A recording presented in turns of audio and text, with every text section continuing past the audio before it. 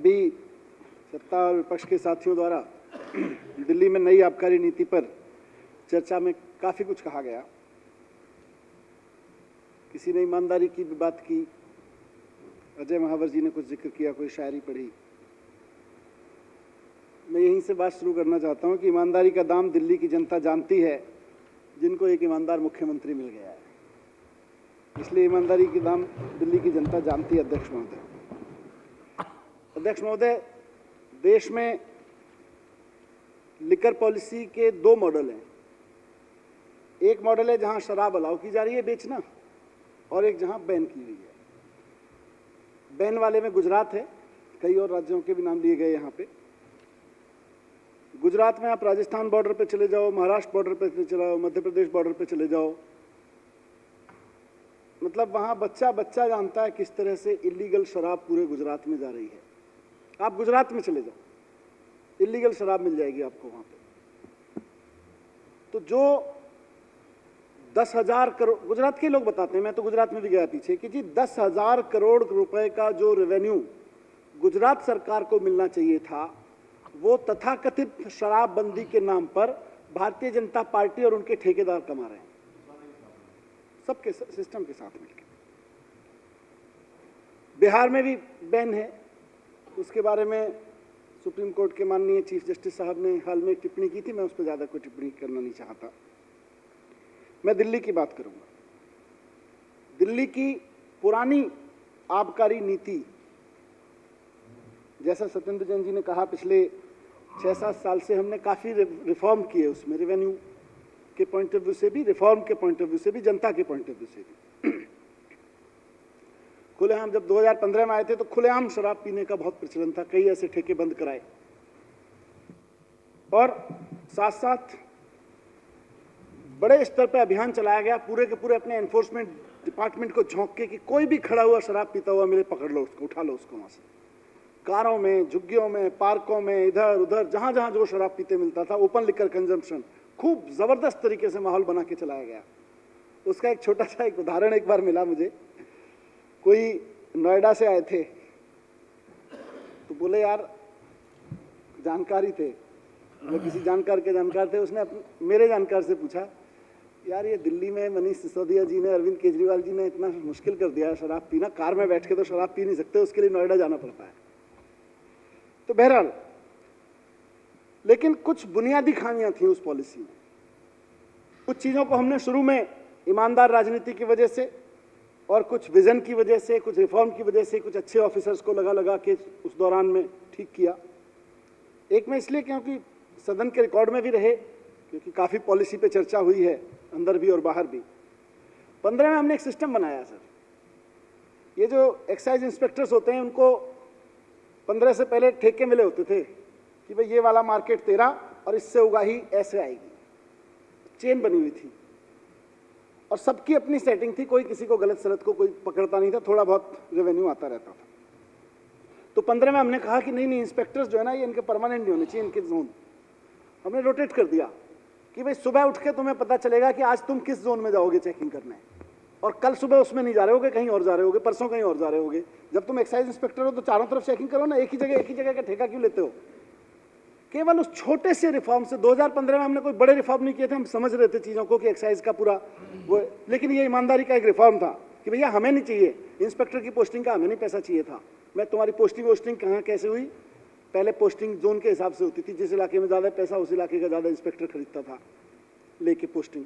हमने कहा बंद किया, रोज़ तुम्हारी पोस्टिंग होगी नई, और रोज़ तुम्हारा सबका जगलिंग होती रहेगी, तुमको भी नहीं पता अगले दिन तुम कहाँ जाओगे, और हमको भी नहीं पता। उस तरह का सिस्टम बनाया। तो 2014-15 में दिल्ली सरकार का एक्साइज रेवेन्यू था 3400 करोड़ रुपए, और केवल इस ईमानदारी की पॉलिसी की वजह से शराब उतनी बिक रही थी, ऐसा नहीं कि शराब ज्यादा बिकी, केवल उस चोरी को एक छोटे से प्रयोग के रोकने से 3400 करोड़ रुपए से 4238 करोड़ रुपए हो गया अगले साल। सीधे 600 करोड़ रुपए, 838 करोड़ रुपए लगभग सीधे बढ़ गया, केवल इतने भर प्रयोग से कि इंस्पेक्टर्स की जो तैनाती होती थी उस धंधे को बंद करके अब इंस्पेक्टर हर जगह का इंस्पेक्टर होगा। कल हो सकता है मैं बेईमान गया हो, आज ईमानदार चला जाएगा, कल वाले की बकिया उधेड़ देगा हो। सबके हाथ काट दिए हमने। इन्होंने खूब कोशिश की कि एक्साइज में रिफॉर्म ना हो। जैसा सत्येंद्र जी ने कहा, हमने भी कई प्रयोग करने की कोशिश की। हमने बॉन्ड्स का, बहुत टेक्निकल हो जाएगी बात, बॉन्ड्स वगैरह के पे इंस्पेक्टर होता था, वहाँ से सिस्टम्स को ख़त्म किया।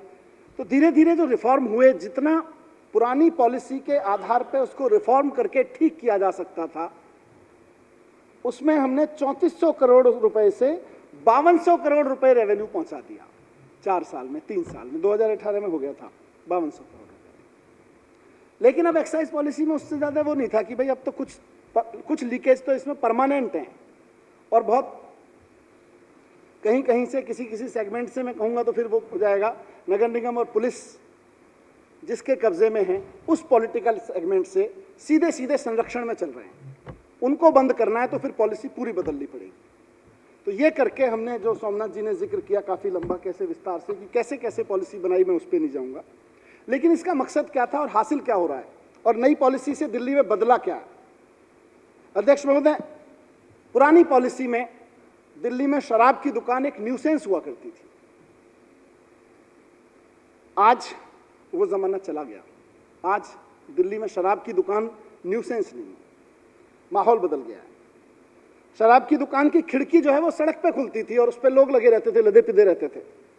एक छोटी सी दुकान हो जाती थी, 100 फीट की दुकान भी हो जाती थी, 150 फीट की दुकान भी थी, और ये गली मोहल्लों में खुली हुई थी सारी, जिस गली मोहल्लों की बात कर रहे हैं। पर वो बड़े संरक्षण में खुली हुई थी, क्योंकि गली मोहल्ले में ही मिलती है 100 फीट की दुकान। हमने कहा नहीं, अब ये सामने लाइन नहीं लगेगी, नियम बना दिया। नई पॉलिसी में अब नियम हो गया है कि शराब की दुकान कोई भी खुलेगी तो सड़क की तरफ उसका कोई काउंटर नहीं होगा, सेल काउंटर। वो सीन नहीं चाहिए भाई अब दिल्ली में, वो न्यूसेंस सीन नहीं चाहिए। आज वो सड़क पे खुलते हुए काउंटर और उनके पीछे लदे पिदे हुए लोग, आज दिल्ली में बीते जमाने की बात हो गई है। आज नहीं हो रहा, नई पॉलिसी में नहीं हो रहा। पुरानी पॉलिसी में शराब की दुकान के बाहर ठेला लगता था, आसपास खूब कई सारे ठेले चिप्स लेके खड़े हो जाते थे, अंडे लेके खड़े हो जाते थे, और एमसीडी और पुलिस के संरक्षण में खड़े होते थे। हफ्ता मिलता था, उनसे बेचारे ठेले वालों से भी हफ्ता वसूलते थे। और वहीं बारशाला चलती थी, जिसको हमने बंद कराने की खूब कोशिश की, अपने एक्साइज डिपार्टमेंट से, एनफोर्समेंट से रेड डाल के जितना करा सकते थे।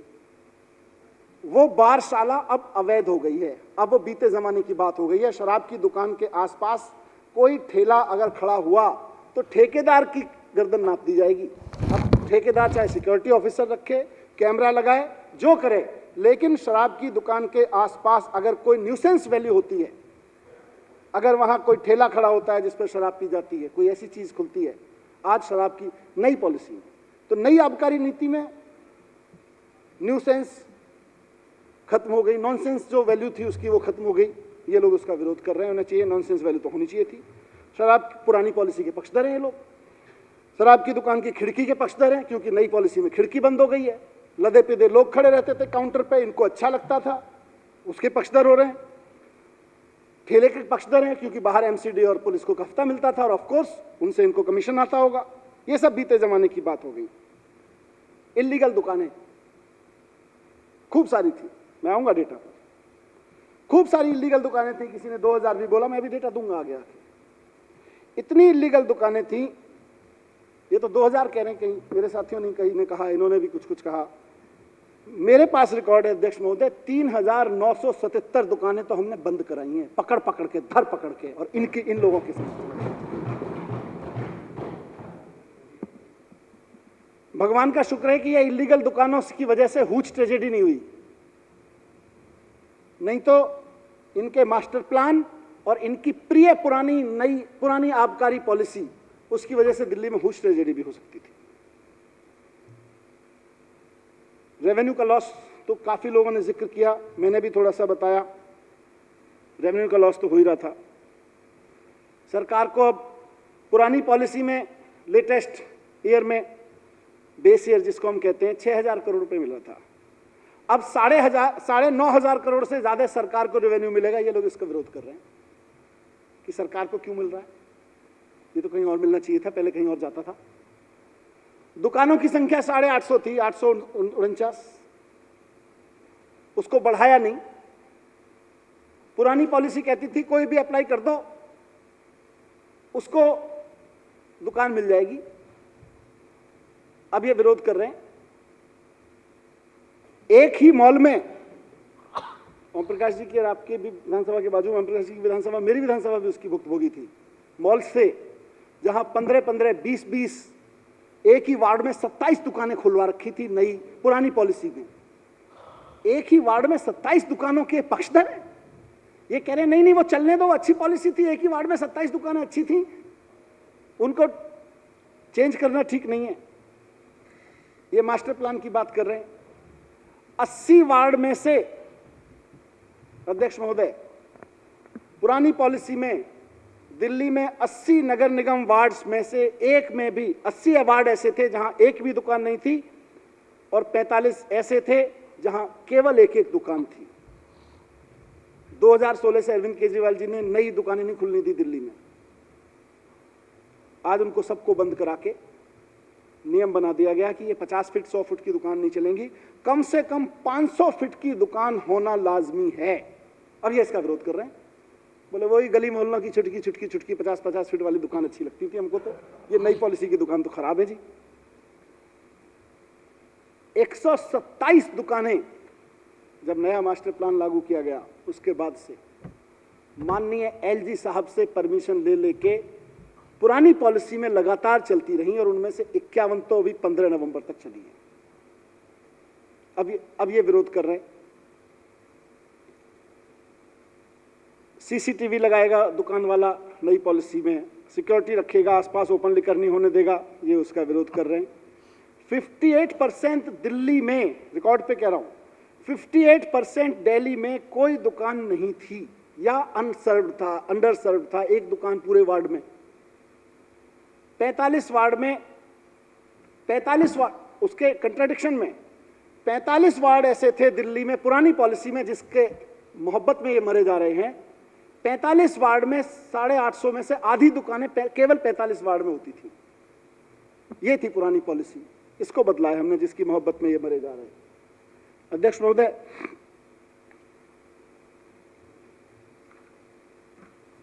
नई नीति का भारतीय जनता पार्टी विरोध कर रही है, कसम राम की खा रही है, हम तो विरोध करेंगे। किस सरकार की नीति का विरोध कर रही है? अरविंद केजरीवाल जी की सरकार की नीति का विरोध कर रही है। उस सरकार की नीति का विरोध कर रही है जिसने 2016 से दिल्ली में शराब की नई दुकानें नहीं खुलने दी, पुरानी पॉलिसी में भी नहीं खुलने दी थी, उसका विरोध कर रही है। उस पॉलिसी का विरोध कर रही है, उस सरकार की पॉलिसी का विरोध कर रही है जिसने दिल्ली में एक्साइज का रेवेन्यू 6000 करोड़ से बढ़ा के 9500 करोड़ रुपए कर दिया। उस सरकार की पॉलिसी का विरोध कर रही है भारतीय जनता पार्टी जिसमें एक मॉल में 17-17, 20-20 दुकानें खुलने की परमिशन थी। आज नई पॉलिसी में एक मॉल तो छोड़ दीजिए, एक वार्ड में भी कोई 27 दुकान नहीं खोल सकता। ये हमारी नई पॉलिसी है। और कौन कर रहा है विरोध? कौन कर रहा है?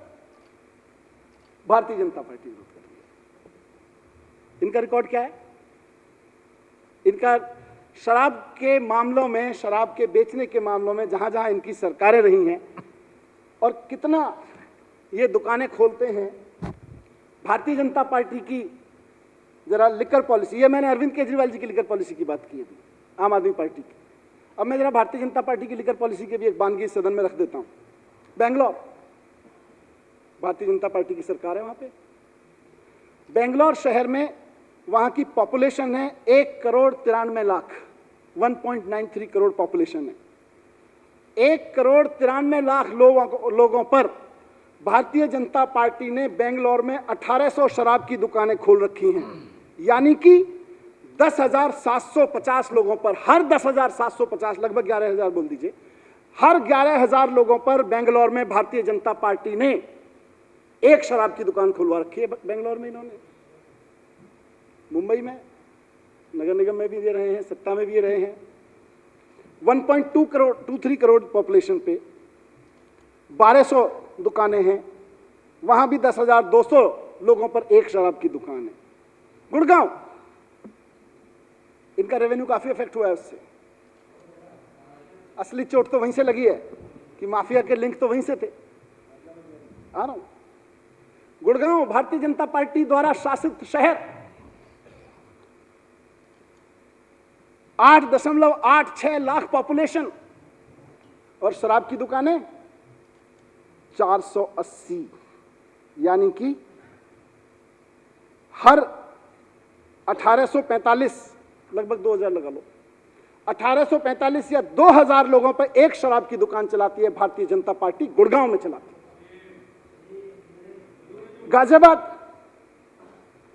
गाजियाबाद की पॉपुलेशन सब नया पुराना सब लगा के 28 लाख, लिबरल कैलकुलेशन किया मैंने, कोई टाइट करके नहीं, 28,67,000 पॉपुलेशन गाजियाबाद, और शराब की दुकानें 950, यानी कि 2,947, हर 2,900, 3,000 मान लीजिए, हर 3,000 लोगों पर भारतीय जनता पार्टी गाजियाबाद में एक शराब की दुकान चलवाती है।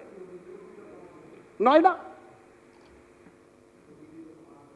8,20,000 लोग पॉपुलेशन, सिटी की पॉपुलेशन, डिस्ट्रिक्ट की बात नहीं कर रहा, 532 शराब की दुकानें चलाती है, हर 1541 लोगों पर एक शराब की दुकान भारतीय जनता पार्टी ने खोल रखी है नोएडा में। हर 1541 लोगों पर नोएडा में एक शराब की दुकान, हर 2947 लोगों पर गाजियाबाद में एक शराब की दुकान, हर 2000 लोगों पर गुड़गांव में एक शराब की दुकान, हर 10,000 लोगों पर मुंबई में एक शराब की दुकान, हर 10,700 लोगों पर बेंगलोर में एक शराब की दुकान। और पूरे हरियाणा को देखें, इनका राज्य है, भारतीय जनता पार्टी का शासन है, 2,73,00,000 लोगों की पॉपुलेशन है, 2600 दुकानें हैं, यानी कि 10,000 पर एक दुकान, हर 10,000 लोगों पे एक दुकान खोलते हैं, 2,000 लोगों पे एक दुकान खोलते हैं, 10,000 लोगों पे एक दुकान खोलते हैं। दिल्ली 2.5 करोड़ की पॉपुलेशन, 849 शराब की दुकानें हैं, 29,400 लोगों पर एक शराब की दुकान एवरेज आती है। बताइए शराब की नीति कहां की अच्छी है? कौन सी शराब लग रही है? अब बताइए, जहां 2,000 लोगों पे एक एक शराब की दुकान खोल रखी है, 10,000 लोगों पे खोल रखी है, 3,000 लोगों पे खोल रखी है, 2,500 लोगों पे एक शराब की दुकान भारतीय जनता पार्टी ने खोल रखी है। शराब की नगरी वो हुई, या शराब की नगरी वो हुई जहां अरविंद केजरीवाल जी की सरकार ने 2016 से ये आंकड़ा मेंटेन करके रखा हुआ है कि 849 से एक भी शराब की दुकान फालतू नहीं होगी, और अगर उसको कैलकुलेट करके देखें तो लगभग 30,000 लोगों पे एक शराब की दुकान। और ये कहते हैं शराब की नगरी बना दी। क्या ढोंग रचते हैं? कहते हैं शराब पीने की उम्र कम कर दी, बच्चों को बिगाड़ेंगे।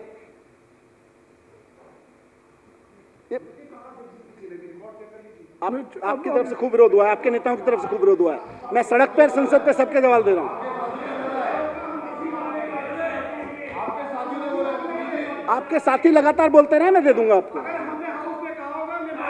हाउस में भी बोलोगे और बाहर झूठ बोलोगे? हाउस में कुछ बोलोगे और बाहर कुछ बोलोगे? जवाब सुनिए। अध्यक्ष महोदय, शराब पीने की उम्र, अध्यक्ष महोदय, शराब पीने की उम्र पूरा बोलने दो। नोएडा में भारतीय जनता पार्टी की शराब नीति कहती है कि 21 साल का लड़का शराब पी सकता है। गुड़गांव फरीदाबाद में कहती है कि 21 साल का पी सकता है। जम्मू कश्मीर में इनकी सरकार है, लद्दाख में इनकी सरकार है, कर्नाटक में इनकी सरकार है, गोवा में इनकी सरकार है, हिमाचल प्रदेश में इनकी सरकार है, सिक्किम में इनकी पार्टी की सरकार है। 18 साल उम्र का रखी है इन लोगों ने शराब पीने की।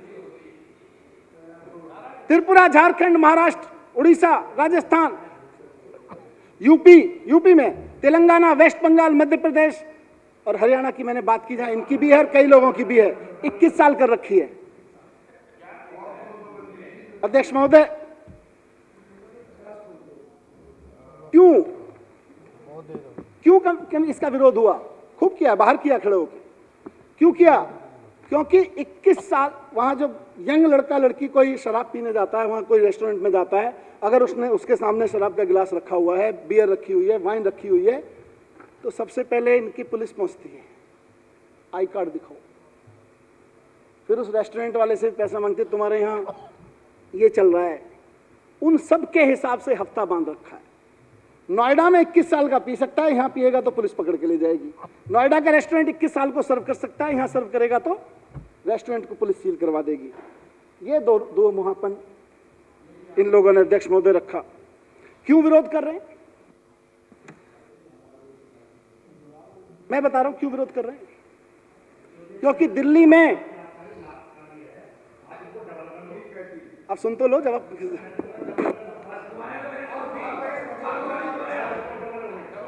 अध्यक्ष महोदय, अब आबकारी नीति पर चर्चा की है तो जवाब सुन लो। भाई साहब सुन लो। मैंने कहा था बहुत भारी पड़ेगा जवाब, हाथ जोड़ने लगे। मैंने कहा था बहुत भारी पड़ेगा जवाब, भारी पड़ रहा है। अध्यक्ष महोदय, क्यों विरोध कर रहे हैं? क्यों विरोध कर रहे हैं? क्योंकि एक्साइज डिपार्टमेंट ने अरविंद केजरीवाल जी के नेतृत्व में पिछले 5 साल का रिकॉर्ड में दूं तो 3,977 इलीगल शराब के ठेके दिल्ली में बंद कराए हैं। इसलिए विरोध कर रहे हैं और इसलिए बता रहा हूं। और उनमें से इन 3,977 इलीगल ठेके जो इनके संरक्षण में, इनकी पुलिस के संरक्षण में, इनके एमसीडी के संरक्षण में चल रहे थे, उनमें से ज्यादातर ठेके उन्हीं 80 वार्ड्स में थे जिनकी दुहाई अभी दे रहे हैं। इनकी डेटा दे रहा हूं, अखबारों पे नहीं चलता हूं। अध्यक्ष महोदय, 4,000 लोग अरेस्ट किए केजरीवाल जी के नेतृत्व में सरकार ने। 2059 व्हीकल सीज किए जिसमें ये लोग और इनके गुर्गे इलीगल शराब ला रहे थे। कल सड़क पे खड़े दुखी हो रहे थे इनके लोग। और 15,52,855 बोतल इलीगल शराब इनके लोगों के द्वारा दिल्ली में बेची जाती पकड़ी गई। इनको अरेस्ट किया गया। इसलिए इनको दिक्कत हो रही है कि ये नई शराब नीति में तो ये गड़बड़ हो गई, अब ये धंधा कैसे चलेगा। अधिकतर रेट्स उन्हीं लगभग 50% वार्ड जिन्होंने इनको, जिसमें इन्होंने कभी मास्टर प्लान के नाम पे, आ रहा हूं मास्टर प्लान पे भी, और कभी किसी नाम पे दुकानें नहीं खोलने दी, उसके नाम पे इलीगल शराब वहां बिक रही थी क्योंकि इनके संरक्षण में थी। सरकारी शराब के ठेके, मतलब सरकार द्वारा मान्यता प्राप्त सरकार शराब की दुकान वहां नहीं हो सकती क्योंकि उससे सरकार को टैक्स जाता है। इलीगल वाली का टैक्स इनको जाता है। आपके कितने बता दूं? अध्यक्ष महोदय,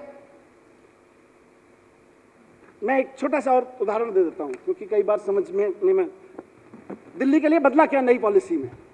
एक शराब की बोतल मान लो मैन्युफैक्चरर के यहां से, जहां से फैक्ट्री से बनती है, 100 रुपए की आती है मान लीजिए। तो पिछली पॉलिसी में उस पर यहां आके 300 रुपए टैक्स लगता था। तो वो सपोज 400 रुपए की बोतल एक ग्राहक को मिलती थी।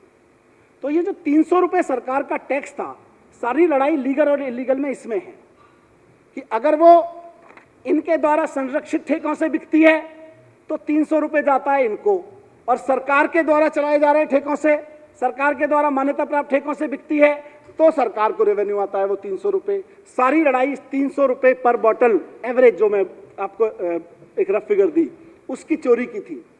दिल्ली सरकार ने अब ये नीति बदल दी। दिल्ली सरकार ने लाइसेंस लेने वालों से कहा कि भैया हमें नहीं पता, आपने हमको इतना इतना पैसा दिया, इतना इतना दिया, अब हमें लाइसेंस फीस में ही दे दो तुम। ये चोरी चकारी का धंधा छोड़ो, हम 300 रुपए की तुम्हारे पीछे। अपने मदन लाल जी ने सही याद दिलाया, विनोद कुमार जी जिनकी डेथ हुई, कितने लोगों की रिस्क और हुच ट्रेजेडी हो जाएगी दिल्ली में। इलीगल धंधा चलता रहेगा। शराब के व्यापारियों को भी पता था कि दिल्ली में कितनी शराब वो सप्लाई करते हैं इलीगली। जब उनको सरकार ने ये कहा तो लीगल तरीके से चलाने की बात कही तो उन्होंने खुद 9,500 करोड़ रुपए का रेवेन्यू देना सरकार को स्वीकार किया, क्योंकि उनको यह पता था कि अब इनको नहीं देना पड़ेगा। उनको यह पता था, इसलिए इनके पेट में दर्द हो रहा है, इसलिए बौखला गए। कल इन्होंने अपने कमीशन को बचाने के लिए सड़क पे भी खूब तांडव किया। कल अपने हिस्से का कमीशन बचाने के लिए अब इनको बौखलाहट है कि वो कमीशन कैसे बचा के रखा जाए जो शराब माफिया से मिलता था। 2 घंटे 3 घंटे इन्होंने सड़क पे लोगों को दुखी रखा। इनको चिंता दिल्ली वालों की नहीं है अध्यक्ष महोदय, अभी कह रहे थे हमें दिल्ली की चिंता है, इनको चिंता कमीशन की है। ये अभी मास्टर प्लान की बात कर रहे थे अध्यक्ष महोदय, अभी मास्टर प्लान की बात कर रहे थे। दिल्ली के 2.5 करोड़ लोगों के साथ ये जो so called Delhi master plan है, इससे बड़ी गद्दारी कुछ नहीं हो सकती। क्यों? क्योंकि इन्होंने खुद माना अभी कि ऑलमोस्ट 50% दिल्ली लोग तो वहां रह रहे हैं, लोग शॉपिंग भी कर रहे हैं, कुछ कंज्यूम भी कर रहे हैं, कुछ कुछ खा पी भी रहे हैं, रेस्टोरेंट में भी जा रहे हैं, दुकानों पे भी जा रहे हैं नॉर्मली, लेकिन उनके यहां खुली हुई दुकानों को इन्होंने इलीगल घोषित कर रखा है अपने मास्टर प्लान में। इन्होंने जानबूझ के मास्टर प्लान ऐसा बनाया कि आधी दिल्ली अवैध मार्केट कहलाए। यह मास्टर प्लान नहीं है अध्यक्ष महोदय। मैं आज तक इसको, आज मैंने अपने आप को और करेक्ट किया यहां से सुन के वक्तव्य, मैं हमेशा इसको कहता था ये डिजास्टर प्लान है। 100 वार्ड ऐसे हैं जहां पे कोई भी काम दिल्ली में, 80 वार्ड ये जिनको ये टोटली जीरो कमर्शियल एरिया, बात शराब की दुकान की छोड़ दीजिए एक बार को, जीरो कमर्शियल एरिया है 80 वार्ड्स में दिल्ली में।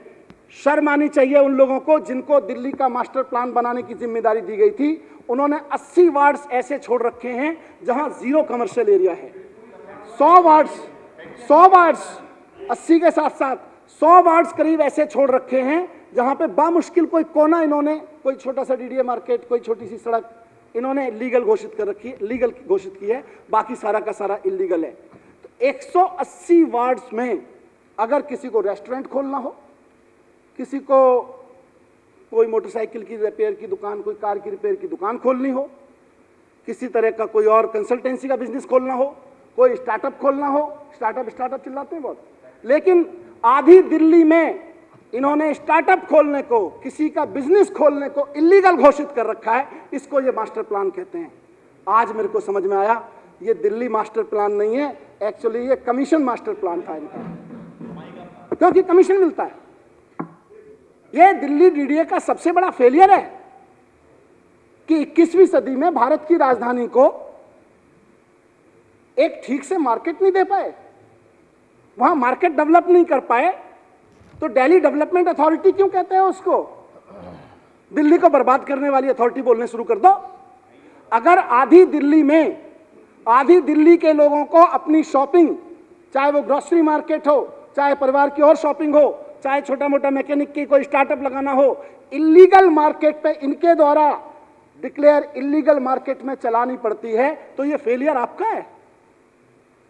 इससे बड़ा डिजास्टर क्या होगा कि एमसीडी का कमीशन और पुलिस की हफ्ता वसूली के चक्कर में आपने आधी दिल्ली को इलीगल घोषित कर रखा है, और आप बात करते हो मास्टर प्लान की।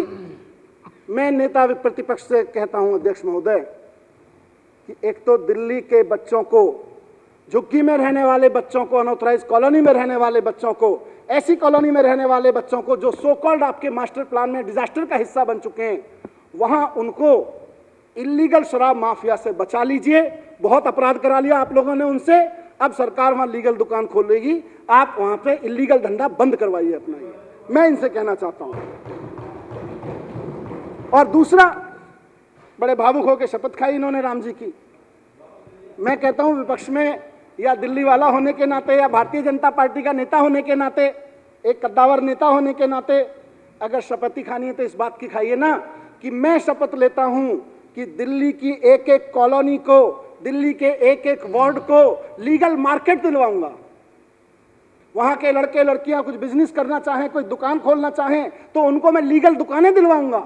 उसकी शपथ नहीं खाएंगे क्योंकि वहां से तो कमीशन बंद हो जाएगा।